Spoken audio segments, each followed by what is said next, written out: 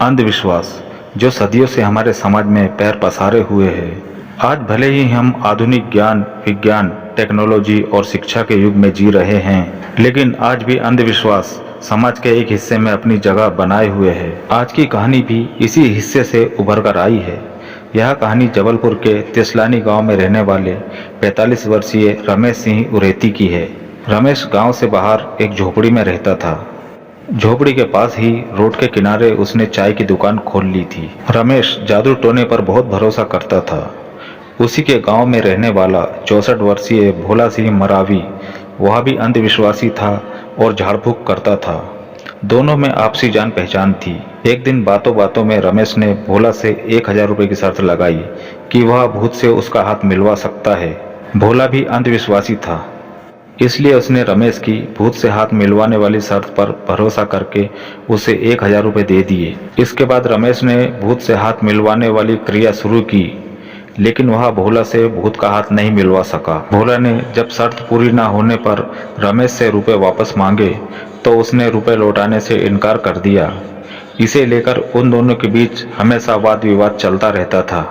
11 सितंबर को सुबह करीब 9 बजे रमेश का चचेरा भाई सहदेव सिंह उरेती रमेश की दुकान में चाय पीने गया तो देखा कि दुकान बंद थी।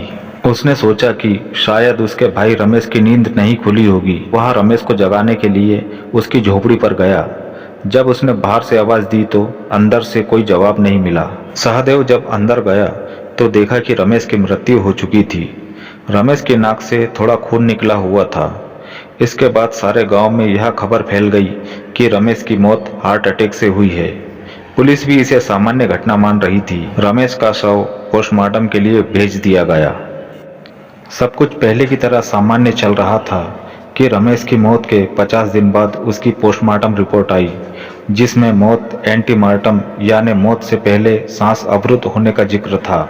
रिपोर्ट आने के बाद पुलिस ने नए सिरे से जांच शुरू कर दी थी। पुलिस ने जब लोगों से पूछताछ की तो पता चला कि हत्या वाले दिन से एक दिन पहले 10 सितंबर की रात भोला सिंह मरावी से उसका विवाद हुआ था। पुलिस ने भोला को हिरासत में लेकर पूछताछ शुरू कर दी, लेकिन भोला से कुछ उगलवा नहीं पा रही थी। कुंडम थाने के आरक्षक को जब पता चला कि भोला संदेही और अंधविश्वासी है, तब उन्होंने अपने ऑफिसरों को एक तरकीब सुझाई कि एक अंधविश्वासी को उसके अंधविश्वास से ही तोड़ा जा सकता है, और पुलिस की यह तरकीब काम कर गई। अंधेरे में चलाया गया तीर निशाने पर जाकर लग गया।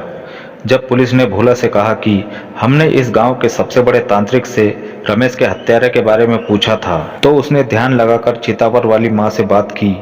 तब माँ ने उसे बताया कि रमेश की हत्या भोला सिंह ने की है। उसने बताया कि तुमने उसकी नाक और मुंह दबाकर उसे मार डाला। भोला आखिर तो था ही अंधविश्वासी, ऊपर से चितावर वाली माँ उसकी कुल देवी भी थी, इसलिए वह मुकर न सका और सच उगल दिया। उसने बताया कि उसने रमेश से 3000 ईंटें उधार ली थी। इसके अलावा 40 रुपए चाय के भी उधार थे। अक्सर रमेश उसे पैसों के लिए टोकता था, जो कि उसे पसंद नहीं था। इसके अलावा एक बड़ा विवाद यह भी था कि भोला की बेटी ममता की तबीयत खराब थी, वह खून की उल्टी कर रही थी। भोला रमेश पर यह आरोप लगा रहा था कि रमेश ने उसकी बेटी पर जादू टोना कर दिया है, महुआ वाला भूत उसकी बेटी के पीछे लगा दिया है। इसे लेकर बहुत लड़ाई झगड़े हुए।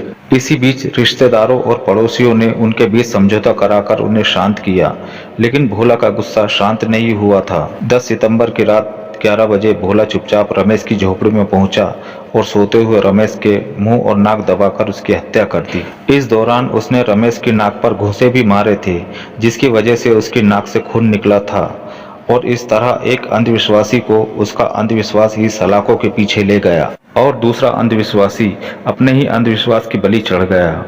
हम कितने भी सभ्य और आधुनिक होने का दावा करें, लेकिन जब तक हम समाज से अंधविश्वास नहीं मिटाते, तब तक हमारा मानवीय विकास अधूरा है।